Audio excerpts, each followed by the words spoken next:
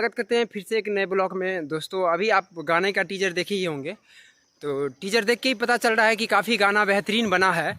और खेसारी लाल जिस अंदाज में है, नए लुक में, माथे पे पगड़ी और हारमोनियम लेकर, हाथ में घंटी लेकर, उस तरह से लग रहा है गाना काफ़ी बेहतरीन बना है और एक नए अंदाज में, नए लुक में बना है।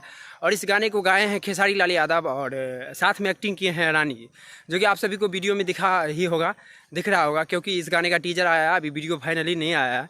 तो बहुत जल्द इस गाने का पूरा फुल वीडियो आ जाएगा खेसारी वर्ल्ड म्यूजिक पर।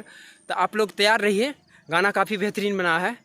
और इस चैनल पर जो भी पहली बार आए हैं तो प्लीज़ वीडियो को लाइक करके चैनल को सब्सक्राइब कर ले। काफ़ी तरह का वीडियो आप सभी को मिलते रहेंगे इस चैनल के माध्यम से। जय हिंद, जय भारत।